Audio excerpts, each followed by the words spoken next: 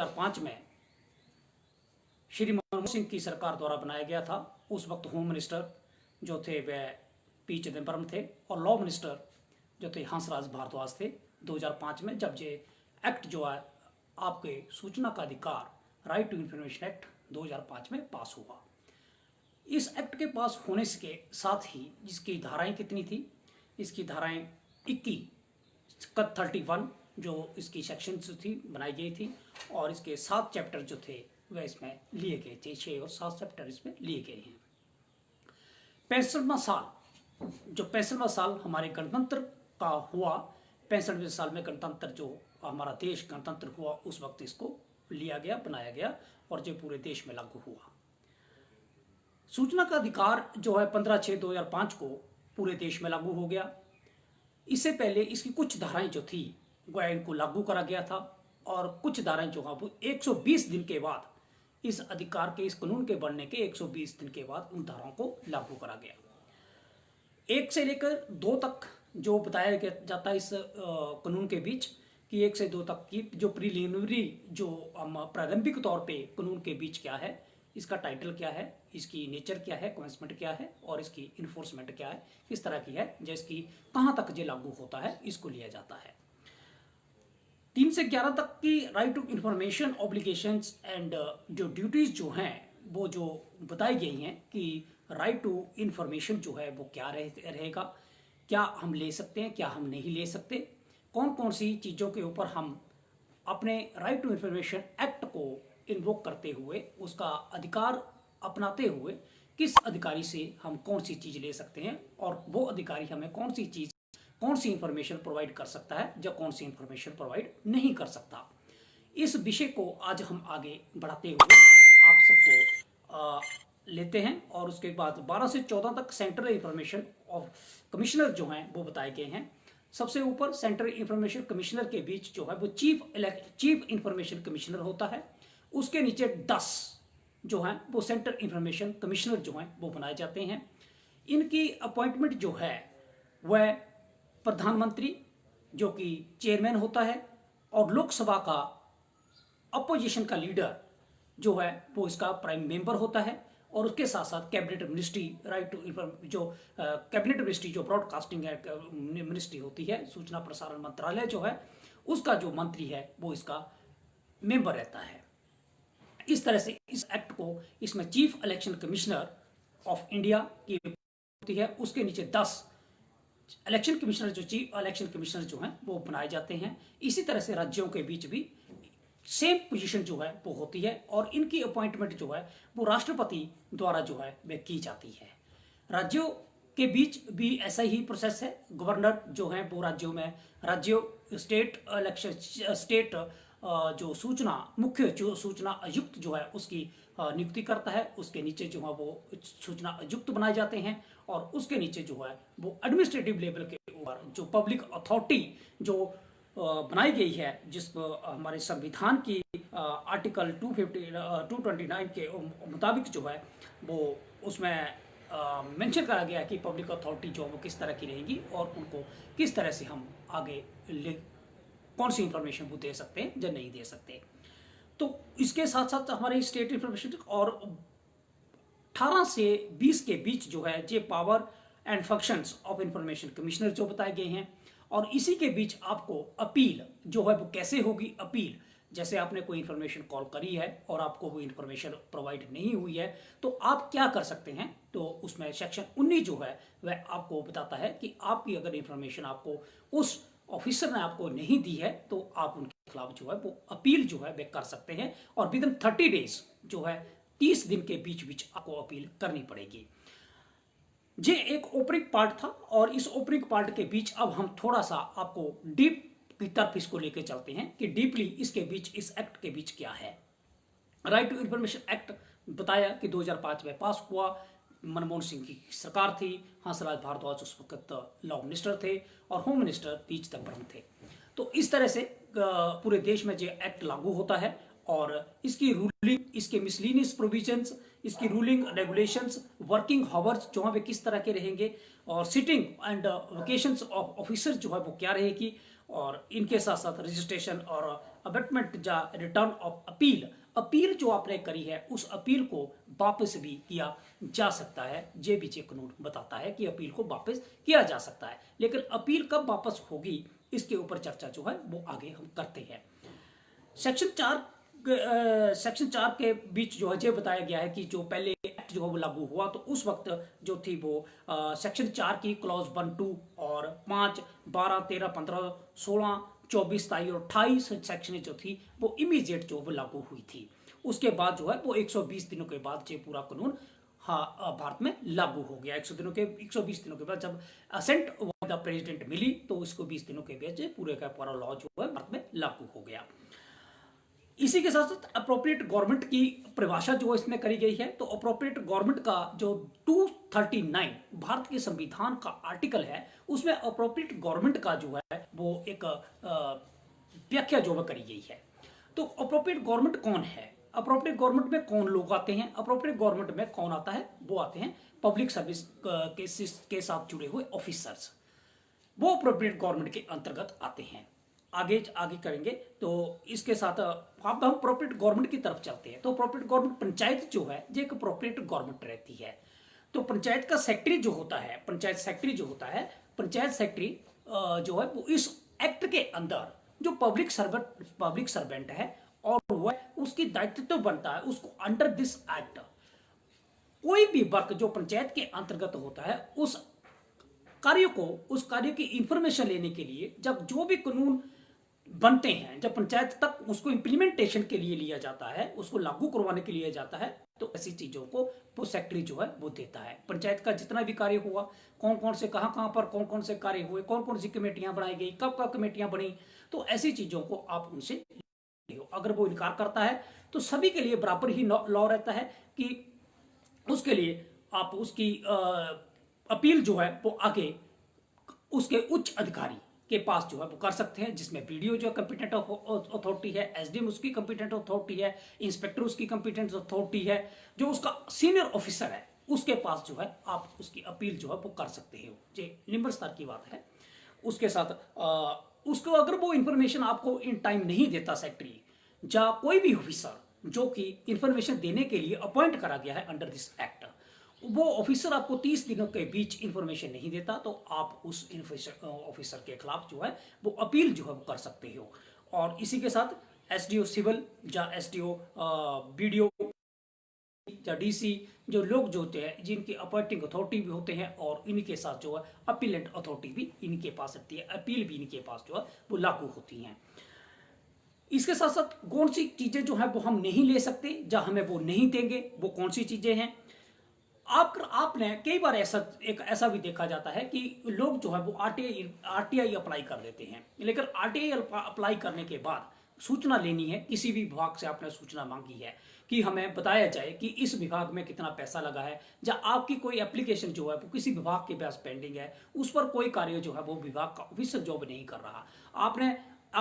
Application जो अब दायर कर दी है कि मुझे जो है इसकी इंफॉर्मेशन दी जाए कि मुझे क्यों नहीं इसका मेरा कार्य जो है वो क्यों रोका गया है या इस कार्य के ऊपर कितना टाइम लगेगा। तो उस ऑफिसर का दायित्व, उसकी रिस्पॉन्सिबिलिटी जो है इस एक्ट के अंदर बनाई गई है कि वो आपको 30 दिनों के बीच आपकी एप्लीकेशन को कंसीडर करते हुए वह आपको 30 दिनों के बीच आपकी एप्लीकेशन का जवाब देगा, आपको इंफॉर्मेशन प्रोवाइड करेगा। अगर वो इंफॉर्मेशन प्रोवाइड नहीं करता तो 30 दिनों के ऊपर एक्सीडिंग पीरियड हो जाता है, वो 1 दिन हो, 2 दिन हो, 10 दिन हो, तो उसको उसकी सैलरी से 250 रुपया पर डे उसके काटा जाता है। और ये पेनल्टी जो है ये 2500 रुपये तक की हो सकती है, जो कि सेक्शन 20 में जो 20 सेक्शन 20 जो इसी एक्ट की 20 एक्ट धारा जो है वो उसमें ऑफिसर की नेग्लिजेंस पार्ट के लिए वो नॉन प्रोवाइडिंग के लिए इसमें प्रोविजन जो है पेनल्टी का दिया गया है। लेकिन इसमें सिर्फ पेनल्टी दी गई है, कन्विक्शन नहीं दी गई है, सजा नहीं दी गई है, पनिशमेंट नहीं दी गई है, सिर्फ पेनल्टी है। और इस पेनल्टी के चलते हुए कई ऑफिसरों ने तो इसको कई बार डाइल्यूट भी करने की कोशिश करी है, क्योंकि 2500 रुपया तो उनके लिए बहुत ज्यादा नहीं होता कि 2500 रुपये तक 250 रुपया उसकी पॉकेट से ऑफिसर की पॉकेट से काटने के लिए बोला गया। लेकिन इसमें समय समय के ऊपर जो वो चीज होनी चाहिए कि अगर ऑफिसर जो है वो लाइबल है और वो इंटेंशनली उसको डिनाइल देता है तो उसके खिलाफ जो वो कन्विक्शन भी होने का प्रावधान जिसमें होना चाहिए। मोदी की सरकार है वो इसमें चेंजिंग करे और इसमें चेंजिंग करने के साथ उन ऑफिसरों को पेनल्टी का प्रावधान, पेनल्टी के साथ साथ उनको कन्विक्शन का भी प्रावधान करे ताकि एक पारदर्शिता जो बने। लेकिन दूसरी तरफ जो है इसी कानून के बीच ये भी लिया जाता है कि कौन सी इंफॉर्मेशन जो है वो आपको नहीं दी जा सकती। वो कौन सी इंफॉर्मेशन हैं जिन इंफॉर्मेशन को आप नहीं ले सकते, वह जो है वो देश के साथ जुड़ी हुई सिक्योरिटी के साथ मुद्दे हैं, उसके साथ साइंटिफिक अप्रोच है, जो साइंस के साथ जुड़े हुए मुद्दे हैं, जहाँ साइंटिफिक कोई रिसर्च है उसको नहीं दिया जा सकता, उसको दूसरे आपको शेयर नहीं किया जा सकता, देश की सुरक्षा के साथ जुड़े हुए मुद्दों को शेयर नहीं किया जा सकता, जहाँ स्ट्रेटेजिक मैटर जो है उनको शेयर नहीं किया जा सकता, और उसके साथ साथ इकोनॉमिक इंटरेस्ट जो है, ट्रेड इंटरेस्ट जो है वो उनकी रूपरेखा को आपको शेयर जो है नहीं किया जा सकता। ये धारा बताया गया है। धारा 8 के 3 क्लॉज हैं, 3 क्लॉजों के बीच धारा 8 का क्लॉज 1 जो है उसके 10 पॉइंट जो है उनमें इस चीज को मेंशन करा गया है कि कौन सी चीज आपको प्रोवाइड नहीं की जा सकती।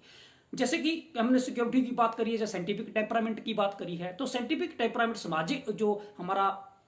वैज्ञानिक रिसर्च जो है उसके ऊपर क्या किया जा सकता है। जिस तरह से कोविड-19 की बात चल रही है, कोविड-19 में रिसर्च हो रही है, तो इस रिसर्च को क्या हम दूसरे कंट्री के साथ क्या किस तरह से हम किस केमिकल के साथ हम किस चीज के साथ उसकी रिसर्च को कर रहे हैं, उस मेडिसिन को बनाने के लिए कर रहे हैं, क्या इसको हम डिस्क्लोज कर सकते हैं। कोई इंफॉर्मेशन व्यक्ति जो वो लेता है कि मुझे बताया जाए कि आपने कौन सी इंफॉर्मेशन किस केमिकल के साथ आपने जो रिसर्च जो है वो कर रहे हैं, तो ऐसा जो है वो डिस्क्लोज नहीं किया जा सकता।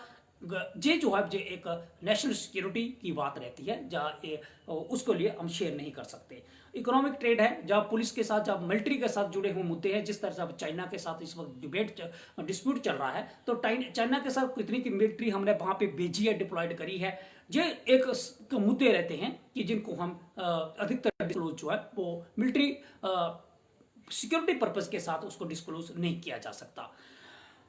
इस तरह के और बहुत सारी ऐसी इंफॉर्मेशन हैं जिनको आपको वो प्रोवाइड जो नहीं कर सकते। हाँ, अगर जो कोई ह्यूमन राइट्स के साथ जुड़ा हुआ मुद्दा है, ह्यूमन राइट्स मानवाधिकार के साथ जुड़ा हुआ मुद्दा है, ह्यूमन ट्रैफिकिंग के साथ जुड़ा हुआ मुद्दा है, तो ह्यूमन ट्रैफिकिंग के साथ जो जुड़े मुद्दे हैं उन मुद्दों को सेंट्रल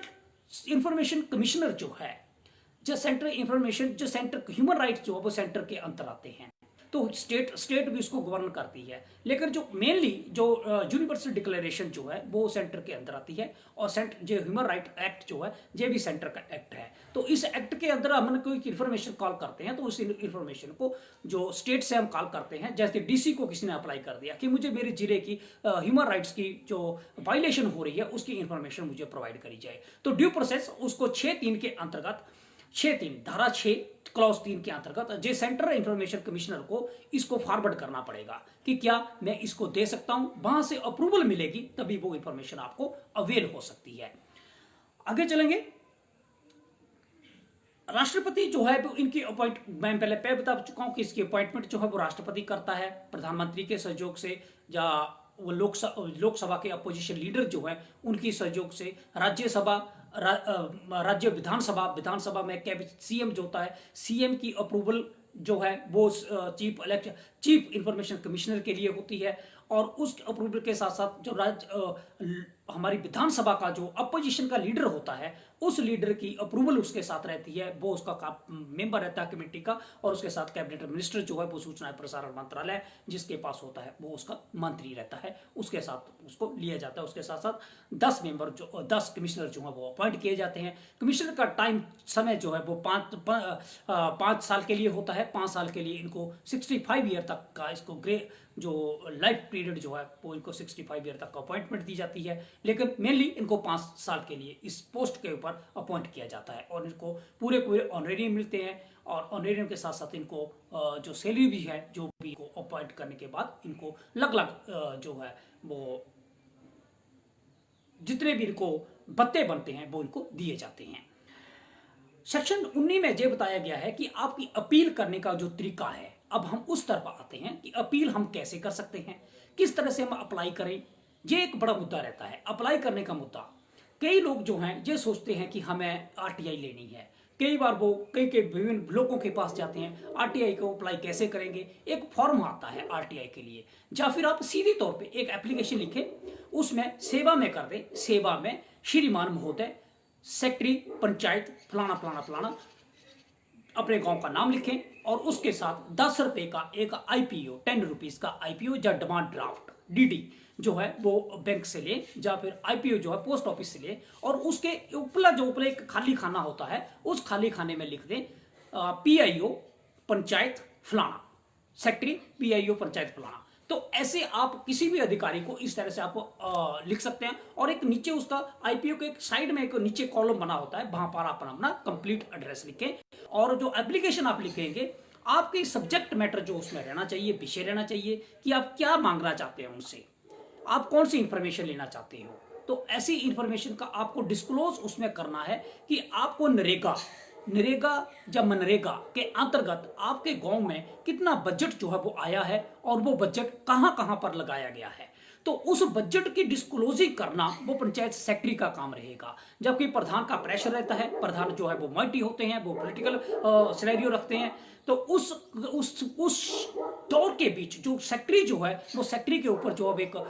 तलवार जो लटक जाती है कि मेरे साथ आरटीआई मांगी गई है, तो मैं उसको आरटीआई को मैंने देना है। तो कई बार जो है प्रेशर क्रिएट होने के बावजूद भी सेक्रेटरी जो है वो पर डे 250 रुपया जब 2500 रुपये तक की पेनल्टी से डरता हुआ वो सारी की सारी इंफॉर्मेशन जो है वो प्रोवाइड करता है, क्योंकि अगर पेनल्टी भी इम्पोज होती है तो भी उसकी जो सीआर जो होती है, जो उसका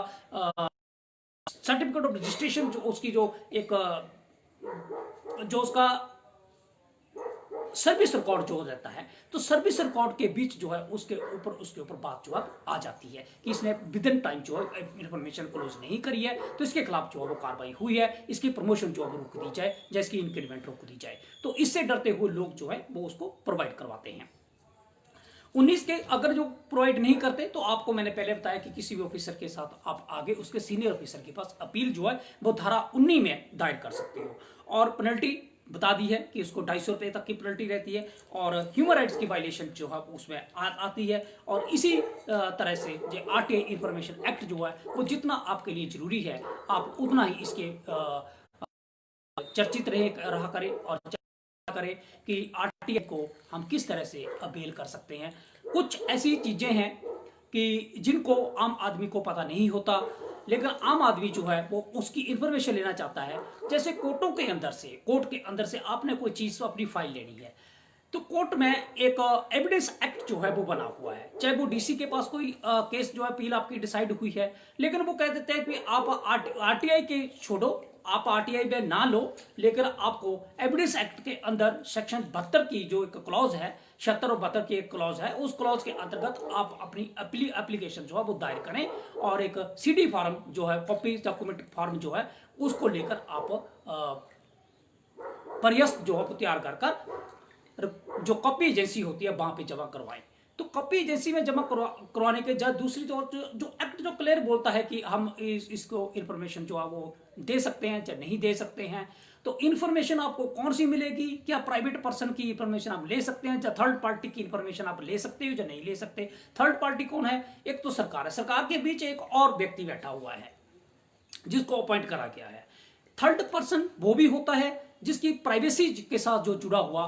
कोई मैटर रहता है, प्राइवेसी, जिस तरह कोई अपॉइंटिंग अथॉरिटी है। लेकिन अपॉइंटिंग अथॉरिटी के बीच किसी घपले के साथ किसी ने अपॉइंटमेंट ली है, किसी व्यक्ति ने अपॉइंटमेंट जो है वो गलत मंशा के साथ गलत एफिडेविट देकर ले ली है, गलत एप्लीकेशन देकर ले ली है, या किस तरह से मिसगाइड करके, सिस्टम को मिसगाइड करके उसने अपॉइंटमेंट ली हुई है, तो उसको थर्ड पर्सन के बीच उसको जो ऑफिसर जो है वो कॉल कर लेते हैं। लेकिन थर्ड पर्सन से क्या करते हैं कि वो धारा 6 के अंतर्गत 6(3) में उसको अंतर्गत उसको एक क्लॉज है, उस क्लॉज के अंतर्गत उनको ट्रांसफर करना होता है, और 7 के अंतर्गत उसको 30 डेज के लेते हुए 5 डेज का एक ग्रेस पीरियड जो है वो मिलता है कि ट्रांसफर करी है। ट्रांसफर करने के बाद उनको 30 + 5 35 दिन के अंतर्गत आपको जो इंफॉर्मेशन जो है उसकी अवेल उनको करवानी होती है कि और वो व्यक्ति अगर इनकार भी कर देता है तो फिर भी ये कानून जो है ऐसा है कि उस ऑफिसर को जो ऑफिसर विद इन टाइम जो है वो उसको प्रोवाइड नहीं करवाता, उसके खिलाफ पेनल्टी का प्रावधान होने के नाते उसको फेयर रहता है, डर रहता है कि वो हमें कहीं पेनल्टी ना पड़ जाए, 250 रुपया या 2500 रुपये तक की पेनल्टी ना पड़ जाए। राइट टू इन्फॉर्मेशन एक्ट है, तो उससे डरते हुए वो आपको इन्फॉर्मेशन जो वो प्रोवाइड जो वो कर देते हैं और आपका मोटिव जो वो थोड़ा हल होता है। कई बार ऐसा था पहले 2005 से पहले कोई भी किसी भी तरह का कोई भी बजट आता था, किसी भी तरह की कोई चीज आती थी पंचायतों के अंतर्गत, या किसी म्यूनिसिपल कमेटी के, या देश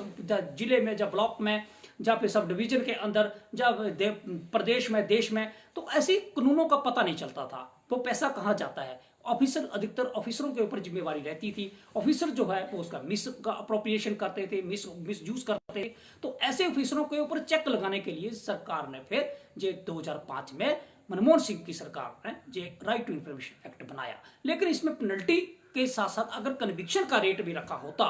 तो शायद हो सकता था कि आज जितनी भी जो बात आज कोविड-19 के बीच जिस तरह से अब विजिलेंट की बात हो रही है, किसी कई लोगों को पकड़ा भी जा रहा है, तो उसका डर जो है वो बना रहता। नेशनल डिजास्टर के साथ साथ इसका डर भी बना रहता कि राइट टू इन्फॉर्मेशन एक्ट अगर किसी ने यूज कर लिया तो उसके साथ मंत्री भी जो है, मंत्री संतरी सीएम पीएम वो भी इसमें कवर हो जाते। आज बात और एक आती है कि क्या एनजीओ जो है वो इसमें कवर होती हैं, तो एनजीओज को कवर करने के लिए अभी तक जो है वो इसमें प्रॉपर रूल नहीं बनाया गया है। लेकिन फिर भी एनजीओज को कवर करने के लिए इन्होंने एक रूलिंग जो वो दी थी कि हमारी जो डेफिनेशन है इसकी सेक्शन 2 जो है राइट टू इंफॉर्मेशन एक्ट की, सेक्शन 2 का क्लॉज जो है एच, क्लॉज एच का part D, section 2 RTI act की क्लॉज एच का पार्ट डी का सब क्लॉज 2, इसमें यह बताया गया है कि non governmental organisation substantially financed और डायरेक्टली और indirectly bye funds provided by the appropriate government. तो ये लोगों के पास सरकारी फंड जो है वो आता है, डायरेक्टली हो या इनडायरेक्टली हो, लोगों की इंफॉर्मेशन जो है वो ली जा सकती है। लेकिन क्या करते हैं कि क्योंकि उसमें एक विजिलेंट वो रहती है उनकी, तो उन संगठनों से इंफॉर्मेशन जो कैसे ली जाए, क्योंकि रजिस्टर्ड होते हैं। जैसे नेहरू युवा केंद्र है, एक संगठन है, नेहरू युवा केंद्र के पास बजट कितना जाता है, कहां बोल करते हैं, तो उन चीजों को भी आप जो है वो ले सकते हो। तो उसका रेफरेंस जो है वो आप देखें कि section 2HD clause 1, 2HG clause 2 के अंतर्गत प्रोवाइडेड है कि आपको वो इंफॉर्मेशन जो है सब्सटेंटली फाइनेंस्ड और इसमें डायरेक्टली और indirectly bye fund provided by the appropriate government. Appropriate government कौन है? जिस तरह से डीसी बैठा है, एसडीएम बैठा है, एडीसी बैठा है। तो आपसे मैं गुजारिश करूंगा कि आप इसको लेकर जरूर जो इंफॉर्मेशन जो है वो रखें और डॉक्यूमेंट और मैन्युस्क्रिप्ट जो है वो भी आप जो है वो ले सकते हो। बहुत सारी चीजें हैं, जो कानून भी बहुत लंबा कानून है और अधिकतर जो है अगर इसमें पेनल्टी जो है, पेनल्टी के साथ साथ कन्विक्शन जो है वो रखी गई होती तो शायद देश का व्यू जो है वो कुछ और होता।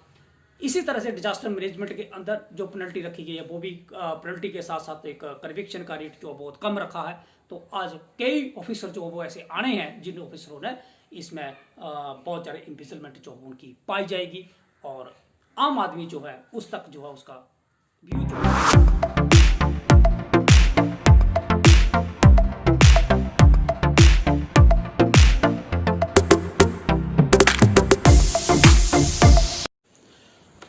आरटीआई के अंतर्गत हमने ये भी बात करी है कि कहाँ तक जो किस तरह से जो कानून जो है वो आगे लागू होता है। तो एप्लीकेशन जो है वो आपको देनी पड़ेगी। एप्लीकेशन के बीच कंटेंट आपको देना पड़ेगा कि आपने